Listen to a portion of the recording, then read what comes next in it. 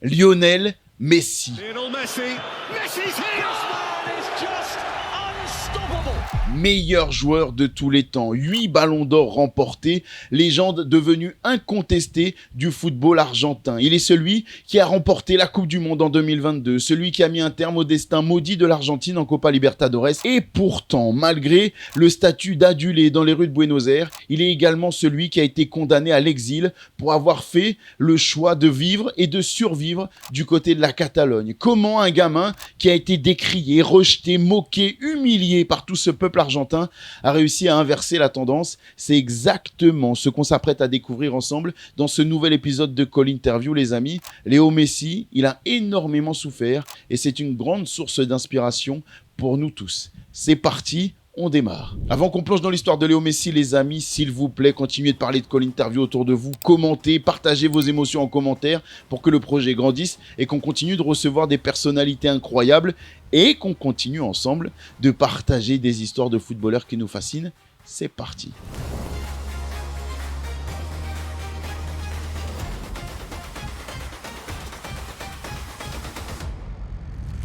Léo Messi est né en 1987 du côté de Rosario, une ville passionnée de football qui respire, qui transpire le sport et qui voit en ce jeune talent, ce jeune gamin si petit, des capacités hors du commun, celles d'un pied gauche redoutable, celle d'une vision de jeu qui dépasse l'entendement et surtout une capacité à réaliser des prouesses que même les plus grands rêveurs d'entre nous n'osent même pas imaginer. Et pourtant, un problème de taille s'impose. Oui, Léo est trop petit. Là où les autres enfants grandissent à un rythme dit normal, pour ce qui est de ce petit gamin, le corps a du mal à suivre, ou du moins pas au même rythme. Alors, on détecte un problème de croissance, mais il existe un remède à base de norditropine. Le souci, c'est que ce remède, il coûte très cher, trop cher pour une famille aux revenus plus que modeste, qui va devoir faire un choix capital pour le développement et la suite de la vie de son petit bébé. Parce qu'à l'âge de 13 ans, Léo Messi va prendre son envol et quitter l'Argentine. Il prend la direction de la Catalogne où le FC Barcelone lui a promis une prise en charge complète de ce traitement trop onéreux pour la famille et qui va changer sa vie. Mais aussi laisser des blessures invisibles mais très très lourdes à porter, telles que le fait que Messi, au contraire de grandes légendes argentines, ne va pas grandir dans les rues du pays, ne va pas devenir une superstar du championnat local, à l'inverse de ses prédécesseurs qui ont marqué le peuple pour différentes raisons. Mais la première, c'est qu'il y avait un sentiment d'appartenance à ce pays et une compréhension totale des maux et des douleurs ressenties par tout un peuple. Alors Léo Messi va grandir en Espagne, apprendre et développer un espagnol qui sera beaucoup plus catalan qu'argentin, et cela va créer des moqueries, mais surtout une distance émotionnelle très lourde à porter tout au long de la carrière du joueur. Pourtant, lorsqu'on regarde les faits, Léo Messi n'a rien fait de mal. Il a simplement choisi la route de l'espoir, la route qui lui permettait de réaliser son rêve de devenir footballeur et pour ça, de choisir un traitement qui lui permettait de rentrer dans les petites cases très exigeantes que représente le football et sa formation. Mais dans un pays où le football est vécu comme une religion, chaque choix, chaque décision est étudiée à la loupe et doit être comprise par le pays. Alors en plus de l'éloignement physique, il y a un éloignement émotionnel que Léo Messi va devoir porter tout au long de la carrière au rythme des critiques et des paroles aussi douloureuses que nombreuses, telles que Messi ne nous comprendra jamais, Messi n'est pas un des nôtres, Messi a fait le choix de fuir, Messi ne supportera pas le maillot de l'Albi-Céleste comme nous tous, il n'aimera pas la sélection au même niveau que nous. Les attentes autour de Léo Messi à son arrivée en équipe nationale sont significatives parce que le vide laissé par Diego Armando Maradona est beaucoup trop important et date de bien trop longtemps. L'année 1986 est un marqueur dans le temps pour tous les fans de football argentin. Et Léo Messi a tout du successeur idéal pour une grande partie des fans argentins. Il est petit, il est rapide, il est technique, il est doté d'une capacité d'élimination sur quelques mètres qui est incomparable. Tout fait penser à Diego Armando Maradona. L'héritier est donc tout désigné. Mais il y a quand même une différence notable, celle de la popularité. Diego Armando Maradona était un enfant du peuple. Il avait souffert avec le peuple argentin. Il était le représentant de toutes les classes sociales, celles qui représentent la souffrance, mais également le vacarme vacarme incessant qui l'accompagne tout au long de sa carrière. Il ne rentre pas dans les cases parce qu'il fait du bruit, parce qu'il crie haut et fort, ce que tous les Argentins ressentent depuis des années maintenant.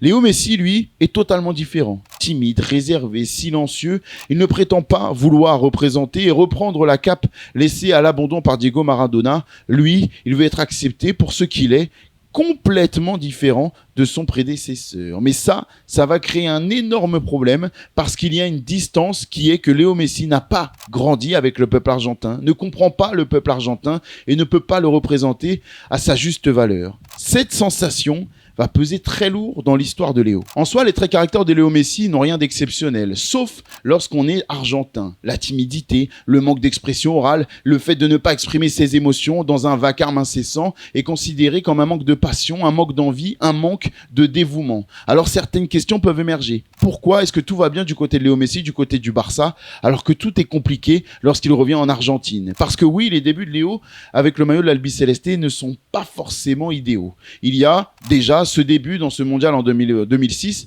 qui est certes prometteur, il a ce statut de jeune joueur à qui on ne doit pas en demander trop, mais qui fait quand même naître l'histoire et l'espoir d'un avenir radieux. S'ensuit les Jeux Olympiques 2008, où un succès, le premier de Léo Messi avec le maillot argentin, donne place à l'envie de résultats immédiat. En 2010 arrive alors la Coupe du Monde qui rime avec une énorme ambition côté argentin. Pourquoi ? Parce que l'effectif est de qualité, parce qu'on a connu un premier sacre, aussi peu prestigieux soit-il dans le domaine du football, qui étaient les Jeux Olympiques, mais surtout parce qu'il y a une arme fatale nommée Léo Messi, meilleur joueur du monde de manière incontestable, parce qu'il est auréolé de son double ballon d'or consécutif qui lui permet d'asseoir sa domination sur le commun des mortels. Il est donc impossible d'imaginer autre chose qu'un sacre pour cette sélection et cette nation à l'émotion et à la passion débordante. Et pourtant, il y a une élimination beaucoup trop rapide, cruelle face à l'Allemagne, dès les quarts de finale, qui a beaucoup de mal à passer. Oui, Léo Messi et l'Argentine ont le droit de perdre, mais quand on est si bon avec le FC Barcelone, pourquoi est-ce qu'on ne l'est pas d'autant plus avec l'Argentine, avec qui on doit se dépasser? La question du niveau n'est pas vraiment celle qui fait douter. Le niveau de Messi est incontestable, il est prouvé à juste valeur et à plusieurs reprises, alors le souci est ailleurs. Il est plus autour de sa motivation, de son dévouement et de cette sensation d'appartenance à l'Argentine qui continue de revenir comme un vieux refrain encore et encore dans son histoire d'amour un peu fragile entre l'Argentine et Léo Messi. Alors que faire ? Comment réparer cette cassure ? Parce que le football peut être aussi merveilleux que cruel. Oui, Léo Messi est ballon d'or. Oui, Léo Messi vit une histoire d'amour incroyable, incontestable, et surtout sans le moindre soubresaut du côté du Barça. Alors que du côté de l'Argentine, c'est tout l'inverse. Est-ce que Léo Messi a simplement raté un premier rendez-vous avec les siens ? La tendance montre plutôt l'inverse. Arrive alors le rendez-vous tant attendu du côté de l'Argentine. 2014, la Coupe du Monde est organisée du côté du Brésil, le pays rival, l'enceinte parfaite, le scénario idéal pour que Léo Messi marque de son empreinte l'histoire du football argentin. De son côté, il a continué, parfait son développement, en étant toujours ce joueur au talent incontestable et surtout à asseoir sa domination sur le commun des mortels au milieu de sa concurrence impressionnante avec Cristiano Ronaldo. Alors oui, tout est réuni lors de ce début de tournoi pour voir Léo Messi régner enfin sur le football international avec l'Albiceleste. Il marque, il fait des différences, il dribble, il est le visage de cette sélection dans un parcours presque sans faute de cette équipe argentine. Jusqu'à cette finale face à l'Allemagne qui a été son bourreau 4 ans plus tôt en quart de finale déjà et qu'il faut absolument réussir à renverser, c'est l'heure de la revanche. L'Argentine va réussir pendant 90 minutes à tenir, à s'accrocher du bout des doigts à ce rêve encore possible, mais il manquera toujours un détail, un moment, une action, une étincelle, un moment de grâce qui doit venir de Léo Messi. Il n'en sera rien et la prolongation se réduit à quelques mots, à quelques phrases. Mario Götze, un bout du pied, un but, la fin d'un rêve. Alors oui, Léo Messi va marquer de son empreinte cette compétition parce qu'il est élu meilleur joueur du tournoi. Il a été incontestablement particulièrement impressionnant et le leader de son effectif. Mais ça, ces récompenses individuelles, l'Argentine n'en a que faire. Elle veut voir Léo gagner. Elle se fout de voir Léo devenir le meilleur joueur d'une compétition. Elle veut le voir remporter des trophées, soulever un trophée sous le maillot de l'Albiceleste et être le leader de celui et de ceux qui ont mené l'histoire de l'Argentine vers un nouveau sacre. Une 3e Coupe du Monde comme a pu le faire Diego Maradona avant lui. Ce fantôme, cette ombre qui plane au-dessus de lui et qui continue de représenter une torture psychologique qui va malmener sa carrière. Le cauchemar continue pour Léo Messi et cela devient insoutenable. Il n'en peut plus, il a besoin d'air et pourtant, il va continuer de s'accrocher encore un petit peu. Après l'échec face à l'Allemagne en 2014 sur le territoire du rival, l'Argentine a une nouvelle chance de redorer son blason, de montrer au monde entier qu'on peut encore remporter des trophées et que l'avenir de cette sélection est encore radieux. Il y a une finale, cette fois en Copa Libertadores, face à un ennemi largement à sa portée. C'est désigné, ce sera le Chili. Alors, malgré un parcours impressionnant et malgré une domination nette, l'Argentine voit le match durer encore et encore jusqu'au tir au but et Léo Messi qui vient placer son ballon. Et là, le cauchemar commence encore une fois. Léo Messi va manquer le sien. Lui qui semble pourtant maîtriser l'exercice à la perfection, qui a réalisé ce geste à maintes reprises sous le maillot du FC Barcelone, va encore une fois chuter dans quelque chose qui semble si simple venant de lui, le tir au but. Au final, l'Argentine va s'écrouler. C'est une nouvelle défaite aux portes d'une finale, à l'orée d'un trophée qui semblait lui tendre les bras et qui pourtant va encore partir dans les mains des autres. Le football, c'est être cruel, mais il sait aussi offrir des opportunités multiples et les dieux du football ont décidé que Léo Messi devait l'emporter. Alors encore une fois, on va mettre une pièce dans la machine. Encore une fois, on va lui tendre une opportunité de faire vibrer les siens, de changer son destin et de montrer à la face du monde qu'il est bien l'héritier de Diego Armando Maradona. Nouvelle édition de la Copa Libertadores, nouveau parcours impressionnant de l'Albiceleste, nouvelle finale à disputer une fois encore face au Chili. Le rendez-vous avec le destin est pris et pourtant, même scénario. Une défaite qui se profile au fur et à mesure d'un match qui s'étend dans la durée, qui semble interminable malgré une domination argentine. Les tirs au but, une nouvelle défaite. C'est la fois de trop. 2014, 2015, 2016, le peuple argentin est à bout, lessivé, fatigué. Il laisse exploser sa rage et elle est destinée à Léo Messi. Ce joueur qui semblait être un talisman est en fait un fardeau, un chat noir, un poissard qui fait du mal à toute une sélection, qui fait du mal à toute une nation. Il est temps que ça s'arrête. Léo Messi entend les revendications du peuple, entend la douleur des siens et décide d'y mettre un terme. Lui aussi lessivé, lui aussi épuisé, éreinté, à bout psychologiquement. Le rendez-vous ne peut pas être repris. L'alchimie ne prend pas. Il est temps de mettre un terme à ce cauchemar, de mettre un terme à cette souffrance qui rime avec Argentine, qui rime avec Albiceleste et qui semble si loin de son quotidien en Catalogne. Alors une fois de retour à la maison, dans son Catalogne qui est presque natale, qui est son Catalogne de sa maison actuelle, il décide de mettre un terme et d'afficher sa décision publiquement. Il ne retournera pas avec la sélection pour le bien des siens, pour le bien de son football, mais surtout pour le bien de la sélection.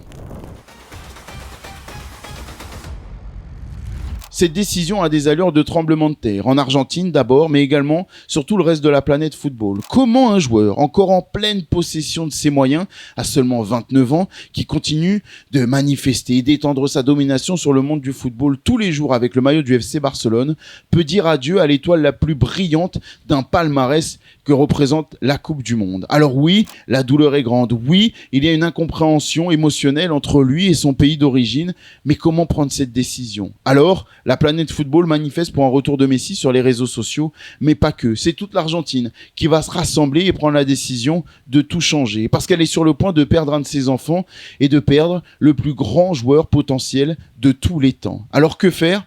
Crier son amour.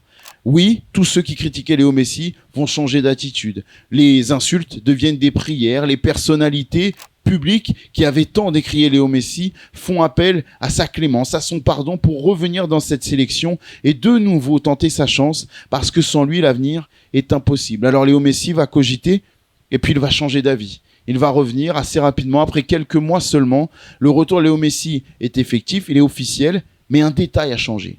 Il ne cherche plus à égaler Maradona, il ne cherche plus autant à plaire aux autres, il veut être lui-même, il veut être celui qui brille à Barcelone, il veut être Léo Messi, que cela plaise ou non. Et ce tournant est manifestement le grand moment de l'histoire de Léo Messi dans sa carrière internationale avec l'Albiceleste.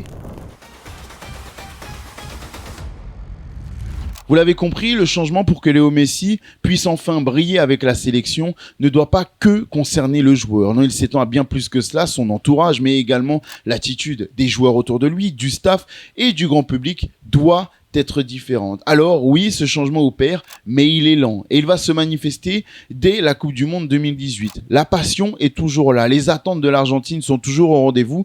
On pense encore une fois qu'on est la plus grande nation du monde et qu'on peut marcher sur tous les autres. Mais il y a ce destin de l'équipe de France, ce gamin nommé Kylian Mbappé qui va marquer l'histoire du football avec un doublé retentissant face à l'Argentine et ôter tout espoir de l'Albi Céleste d'aller au bout de cette compétition alors qu'elle menait au score pendant quelques minutes. Alors oui, la passion est grande, oui, la déception est importante, mais à contrario de tout ce qui a pu se passer par le passé, Léo Messi n'est plus la cible des critiques, ou du moins pas l'unique cible des critiques. Tout le monde est critiqué, tout le monde reçoit ses amertumes, tout le monde reçoit ce sentiment de frustration et il n'y a plus un seul nom qui ressort. Et c'est déjà un effort considérable qui est source d'espoir pour Léo Messi quant à une suite bien plus favorable sous ce maillot de l'Albi Céleste. C'est bizarre, c'est étrange, c'est assez paradoxal, mais c'est bien une défaite qui va permettre à Léo Messi de mesurer à quel point ce peuple a envie d'évoluer avec lui et de l'accepter tel qu'il est en lui manifestant son amour, non pas dans les grands moments de joie, mais également dans les moments de tristesse. C'est ainsi que s'installe une stabilité émotionnelle du côté de l'Argentine. Fini les cris dans tous les sens, fini les critiques exacerbées, démesurées qui font du mal à autrui. On essaye de construire sur la durée. Alors, c'est Scaloni, Lionel Scaloni, qui va arriver à la tête de l'Albi Céleste à la place de Jorge Sampaoli et qui va, à la grande surprise générale, être désigné comme l'homme fort de cette nouvelle équipe. Oui, il n'a pas beaucoup d'expérience. Oui, ce n'est pas un grand nom. Oui, cela semble surprenant. Mais pour autant, il a compris une chose essentielle. Léo Messi est la clé. Alors, donnons-lui tout ce dont il a besoin pour briller. Une armée autour de lui qui sera capable de répondre présent dans les moments d'adversité et aussi de lui laisser la place de faire sa magie lorsqu'il en aura décidé ainsi. Il y a eu des joueurs qui se sont affirmés entre-temps, comme Angel Di Maria, mais il y a aussi eu des émergences comme Rodrigo de Paul encore ou Emiliano Martinez qui vivent avec cet espoir commun et cette obsession commune que Léo Messi est le leader et qu'on doit tout faire pour le protéger des flèches qui pourraient potentiellement l'atteindre. Les trophées vont être obtenus grâce à Messi, alors portons-le jusque-là. Cette attitude va marquer un changement dans la personnalité de Léo Messi. Celui qui était si timide, si réservé, si effacé, devient un leader qui échange, qui parle. Non, pas devant les caméras, il n'en a pas besoin. Mais il va être un leader par l'exemple, par la prise de parole très rare, très courte, mais qui frappe fort dans le cœur de chacun des partenaires qui peuvent l'entourer. Et c'est cette valeur-là, cette attitude de capitaine, mais de capitaine 2.0. Celui qui ne veut pas forcément briller, hurler à travers les terrains, hurler à travers les conférences de presse, qui veut simplement emmener les siens et murmurer des mots qui auront bien plus d'écho que ces paroles hurlées à tort et à travers et qui semblent parfois tellement vides aux yeux de chacun. En 2021, après 28 années d'abstinence quant au trophée, l'Argentine a rendez-vous avec son histoire au stade Maracanã face au Brésil, le grand rival. Le décor est trop parfait, digne du cinéma hollywoodien pour passer à côté. Léo Messi est entouré de son armée. Léo Messi est enfin compris. Léo Messi est enfin tranquille. Il peut aborder un match d'un moment majeur de son histoire et de celle de sa nation avec tous les moyens en sa possession. Après 90 minutes de souffrance, de combat et de collaboration, l'Argentine et Léo Messi vont enfin soulever un trophée commun. L'image est historique. Léo Messi au sol, en larmes, entouré de tous ses partenaires, qui va enfin soulever un trophée. Le plus beau semble déjà là. Fini ce statut de gamin parti trop tôt pour l'Espagne. Fini d'être considéré comme l'exilé, le traître. Léo Messi a enfin changé son histoire, changé son image. Il peut manifester son amour pour les Argentins, être libéré de ce fantôme, de ce fardeau de Diego Maradona, et écrire sa nouvelle histoire. Oui, Léo Messi peut enfin être lui-même et emmener l'Argentine là où il le peut, là où il le souhaite, vers les plus hauts sommets. C'est dans ce contexte particulièrement positif qu'arrive la pression de la Coupe du Monde 2022 au Qatar. Léo Messi arrive pour la première fois dans l'impôt d'un leader accepté, embrassé par les siens et surtout avec une pression qui est de gagner, oui, mais pas de gagner pour l'Argentine, de gagner avec l'Argentine. Et cela fait toute la différence. Pourtant, le début du tournoi est catastrophique, avec une défaite retentissante face à l'Arabie Saoudite d'Hervé Renard, et qui devient virale sur les réseaux sociaux. L'humiliation est incroyable. Tout le monde pense que l'Arabie Saoudite a montré les faiblesses d'une équipe d'Argentine qui n'ira pas plus loin que la phase de poule et qui est incapable de soulever un trophée. Mais cette équipe est faite différemment. Elle se nourrit de l'adversité, elle se nourrit de la frustration, elle se nourrit de l'aigreur des autres et devient plus forte au fur et à mesure qu'on vient à douter d'elle. Les victimes, elles sont nombreuses. Il y a d'abord le Mexique, il y a l'Australie, les Pays-Bas, la Croatie et enfin la France. La France qui est-elle comme l'image de la championne du monde, l'image du bourreau de l'Argentine de 2018, l'image d'une encore revanche possible à prendre sur un adversaire du passé. Alors oui, Léo Messi et les siens vont évidemment connaître un début de match parfait, avant ce doute, à la toute dernière minute du match, et cette étincelle signée Kylian Mbappé. Alors est-ce que le destin va une nouvelle fois se montrer horrible, tragique avec Léo Messi? À la différence du passé, cette possibilité n'est pas acceptée. Léo Messi et les siens vont encore faire la différence dans le temps de la prolongation. Et encore une fois, les Bleus reviennent. Que va-t-il en être? Messi peut-il faire la différence? Messi est-il face à une limite qui sera toujours le fantôme, l'épouvantail de son histoire avec l'Argentine? Une idée qu'il refuse d'accepter encore une fois. L'Argentine est bien sacrée championne du monde. Il touche le Graal, sa mission est enfin réussie, libéré de tout poids. Plus personne ne peut remettre en cause son engagement, plus personne ne peut remettre en cause son niveau, ni même dans sa concurrence indirecte avec Cristiano Ronaldo. Léo Messi est le plus grand de tous les temps. Plus personne n'est permis d'en douter. Arrive alors cette dernière opportunité, ce rendez-vous qui semble être bien au-delà des capacités de Léo Messi, ce vieux briscard de 39 ans qui a vécu une dernière épopée catastrophique avec le Paris Saint-Germain, qui semble trop cuit pour exceller au plus haut niveau.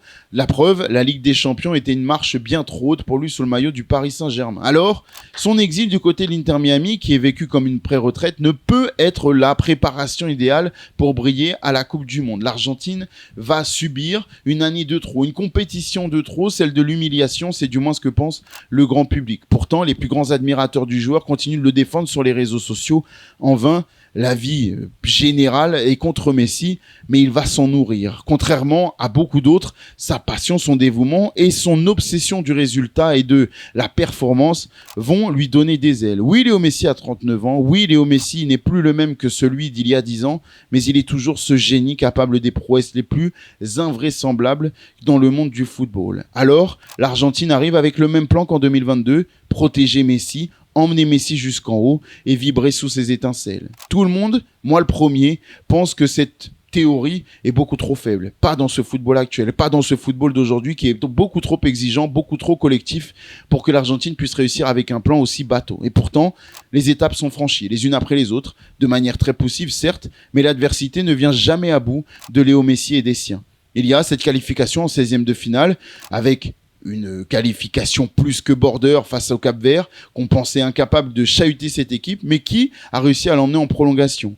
Puis est venue l'Égypte, qui était à ça de les faire sortir en menant 2-0 à quelques minutes de la fin seulement, mais encore une fois, Messi et ses gladiateurs ont réussi à inverser la tendance. Arrive la Suisse, ce carton rouge qui ne met en rien en péril la détermination des Argentins qui veulent aller au bout et prouver au monde que le rendez-vous est pris. Ils seront bien là le 19 juillet. L'Angleterre, présenté comme un obstacle incontournable pour cette Argentine, parce que trop collectif, parce qu'emmené par des talents individuels qui font la différence, par un coach, Thomas Tuchel, bien trop expérimenté pour souffrir de la loi argentine et du combat que veulent impliquer les Argentins sur tous les adversaires qu'ils ont eu à affronter dans les dernières minutes. Cette équipe-là est rodée, cette équipe-là est trop forte. Et pourtant, même scénario. Oui, l'Argentine est menée. Oui, Harry Kane et les siens ont tenté, mais ont peur. Sont dominés sur la fin avec des duels qui virent inlassablement en faveur des Argentins. Une grinta, une rage qui fait la différence et qui permet à Léo Messi de briller dans les dernières minutes en offrant 2 passes décisives à ses coéquipiers pour une qualification arrachée dans les arrêts de jeu vers un affrontement face à l'Espagne. Peu importe ce que Léo Messi va vivre dans cette Coupe du Monde, peu importe le résultat final, qu'il soulève la Coupe du Monde ou pas, au moment de sa qualification pour la finale, le verdict est pur, le verdict est simple, le verdict est limpide. Léo Messi demeurera à jamais le plus grand de ce sport. Il est intouchable, il est tout en haut. La discussion avec Cristiano Ronaldo n'est plus audible. Léo Messi est le GOAT de tous les temps et il ne peut être égalé. Il est beaucoup trop haut. Alors, dites-moi ce que vous en pensez, les amis. Est-ce que le storytelling amplifie encore une fois cette sensation de domination de Messi? Est-ce qu'elle est légitime? Est-ce qu'au contraire, on est un peu trop dans la romance? En tout cas, je suis le premier à avoir cru que Léo Messi était terminé, que l'Argentine ne pouvait pas aller au bout et qu'on se dirigeait tout droit vers une compétition de trop. Force est de constater que Léo Messi a encore une fois retourné la table, a encore été une fois le meilleur, le leader, le joueur impressionnant de cette compétition, en étant dans les meilleurs buteurs, en étant dans les meilleurs passeurs. Le tout à 39 ans. Dites-moi ce que vous pensez en commentaire, les amis. On se retrouve très vite sur Call Interview avec d'autres histoires complètement folles, que ce soit sur la fin de ce mondial ou plus tard. On s'est régalé. Merci pour votre fidélité. Continuez de kiffer le foot tous ensemble. Allez, ciao.